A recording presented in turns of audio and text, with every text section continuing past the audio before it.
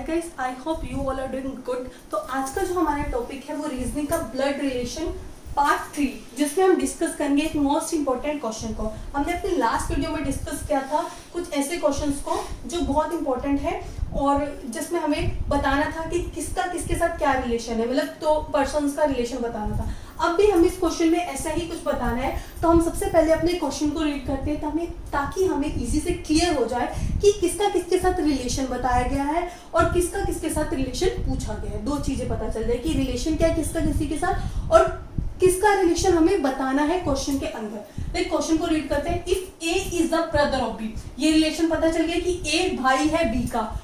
अब अगली लाइन में क्या बोला गया, B is the sister of C, B क्या है, बहन है सी की। अब ए ब्रदर है बी का और जो ये बी है वो क्या है, बहन है सी की।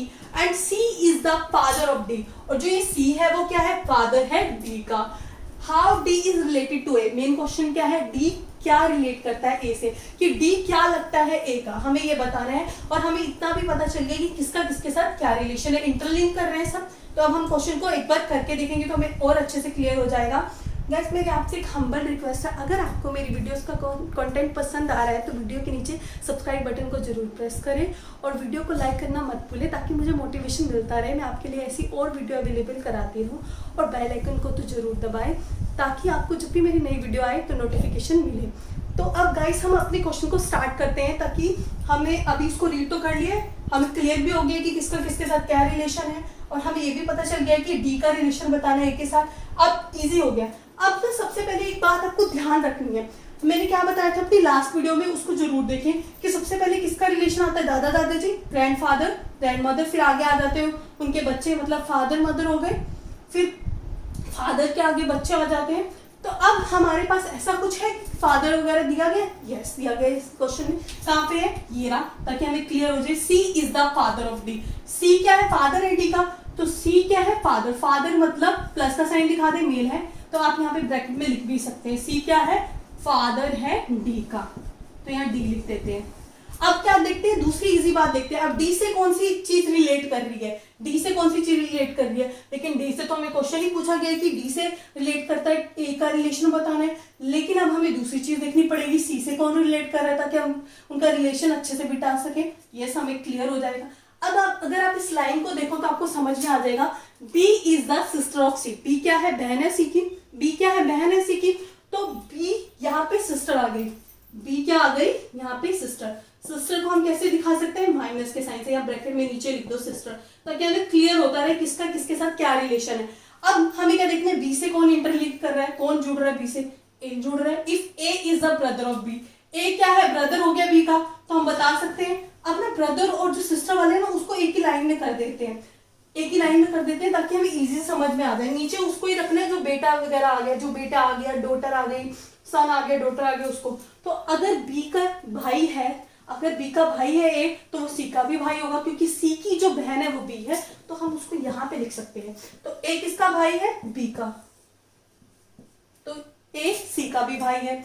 अब लेकिन क्वेश्चन में हमसे पूछा क्या गया था, how D is related to A, D क्या लगेगा ए का, डी क्या लगेगा ए का, ए क्या है, भाई है सी का, और सी कौन है, फादर है डी का।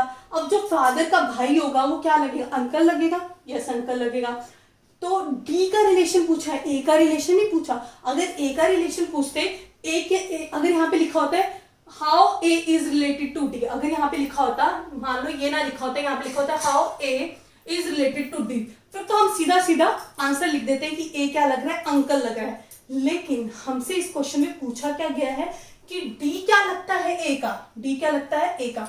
अगर आप ध्यान से देखो, यहाँ पे हमें ये तो नहीं बताया गया कि डी भाई है या बहन है, कुछ ऐसा भी नहीं है। हमें ये तो नहीं बताया गया कि डी बेटा है बेटी है, भाई बहन का तो अभी रिलेशन है ही नहीं इसका डी का किसी के साथ। बस ये बताया गया कि सी के फादर है, सी फादर है डी का, सी फादर है डी का, और डी, अब हमें ये नहीं बताया गया कि डी बेटा है, डी बेटा है या बेटी है। अगर डी यहाँ पे सन होता, अगर डी यहाँ पे डॉटर होता, अगर सन होता, तो हम बताते कि ए उसका अंकल लगता है, ए उसका अंकल लगता है। लेकिन हमसे रिलेशन क्या पूछा गया, डी इज रिलेटेड टू ए, तो डी क्या लगता, नेफ्यू, ए का क्या लगता है, नेफ्यू मतलब भतीजा, क्या लगता है, भतीजा। अगर वो डॉटर होती तो क्या लगती, नाइस।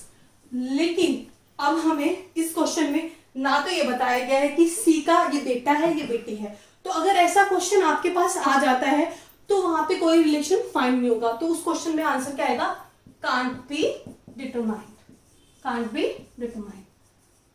ओके, तो आपको ऐसे नहीं करना कि कुछ भी रिलेशन आप लिख दोगे कि ये उसकी नेफ्यू लग गया, ये नाइस लगी, भतीजा लग गया, भतीजी लगी। जब तक हमें यहाँ पे कोई साइन नहीं गिवन होगा तब तक हम ये बता नहीं सकते कि उसका क्या रिलेशन है उसके साथ। आई होप आपको क्वेश्चन अच्छे से समझ में आ गया होगा।